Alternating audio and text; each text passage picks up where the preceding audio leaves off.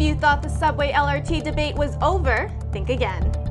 Canada's top court will hear an appeal on prostitution laws, and Conrad Black won't get to have his say. Humber News starts now.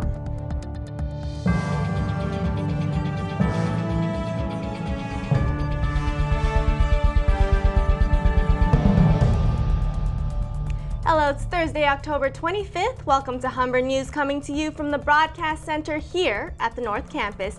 I'm Jeanette Liu. Thanks for joining us. And I'm Lisa Gillen. Ahead on our show, we'll have all your news, sports, and entertainment highlights, as well as your 5-day weather forecast. But first, Jeanette has our top story. Conservative MP Ted Opitz can breathe a sigh of relief today as the Supreme Court of Canada has upheld his narrow election victory in 2011. The court found minor administrative errors should not warrant overturning his win in Etobicoke Centre. After Liberal opponent Boris Zasnevsky was defeated by 26 votes, he blamed his loss on procedural irregularities. Zasnevsky successfully argued in a lower court suit that 79 ballots should be thrown out. Opitz appealed the decision, and the Supreme Court ruled this morning that 59 of the rejected ballots be restored, preserving his victory.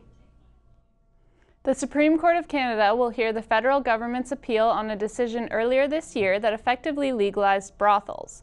The Ontario Court of Appeal annulled a ban on bawdy houses in March, saying it forced prostitutes to work in dangerous conditions.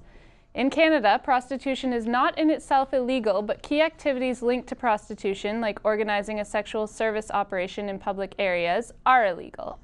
Until the case is decided, the top court says brothels will continue to remain legal. Once a decision is made, it will apply across the country.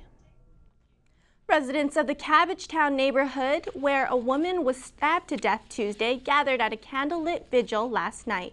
The meeting took place at 7 p.m. Wednesday, steps away from where Nagisti Simret was stabbed.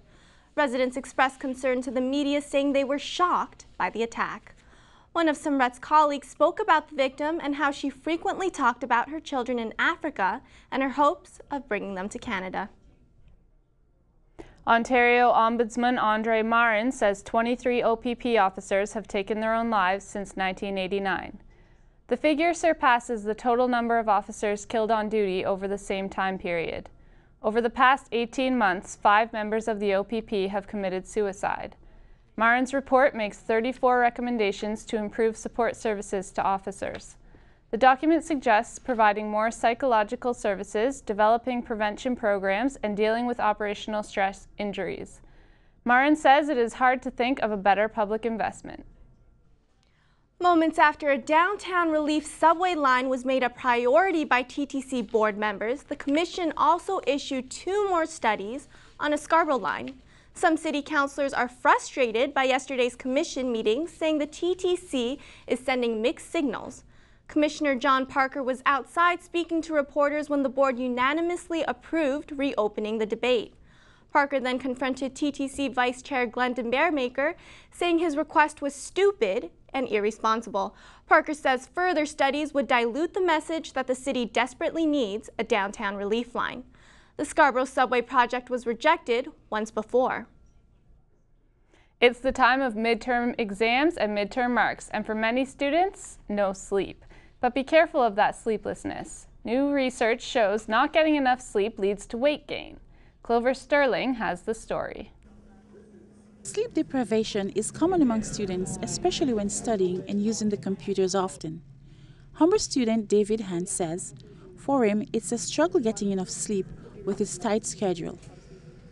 Well, I work as well as go to school, so I usually work 8-hour shifts after work. Sometimes I work midnights, so I'll get up at 7 in the morning, come right to school, and I have to sleep when I finish school.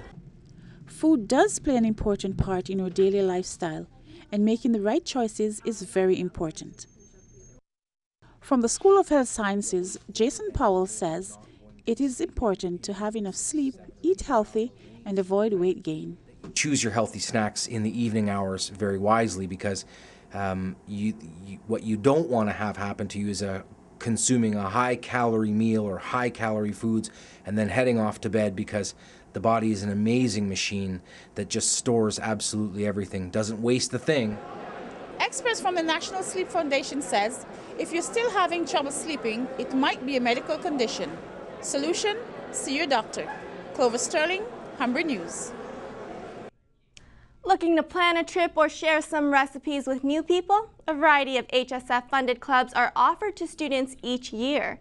This year's club set up shop today in Humber Student Center. Katie Fraser went down to take a look. Finding other students to chat about that obscure new anime film or analyze a poem might be hard within your program, but Humber clubs help those with similar interests find each other. Clubs offered at Humber cover all types of interests, including the Aboriginal Student Circle, International Affairs Club, and the Humber and Guelph Humber Pro-Life Club.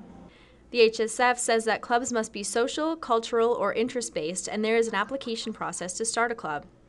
Pro-Life Club Treasurer Vaughn Usling says he thought passing the application process might be difficult. I thought we were going to face a little bit of opposition, actually, just because it's kind of a controversial topic right now, but they were really good, they were polite, calm with us, and it was actually a really easy process. President of the RPG Club and Vice President of the Anime Club, Tim McIlravy, says applying can be tedious.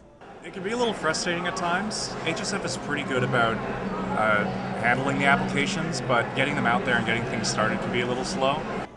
HSF-approved clubs also receive funding for events. HSF Programming Director LINDSAY MAEDEL says that potential clubs have to meet with an HSF rep before they will be considered. We go through the club's application. We have a meeting with the students who are, trying to apply for the club, and if it fits into our policies and adheres to all of the rules that we have, then they can be sanctioned as a club. The HSF website offers a full listing of clubs for those who'd like to join. Katie Fraser, Humber News. When we come back, we'll have more news from across the country and around the world. Sarah Ricks will have the sports news, and we'll have your weather forecast with Melinda Warren. You won't need your umbrellas for today, but you may need them later in the week. I'll have your full 5-day weather forecast coming up after the break.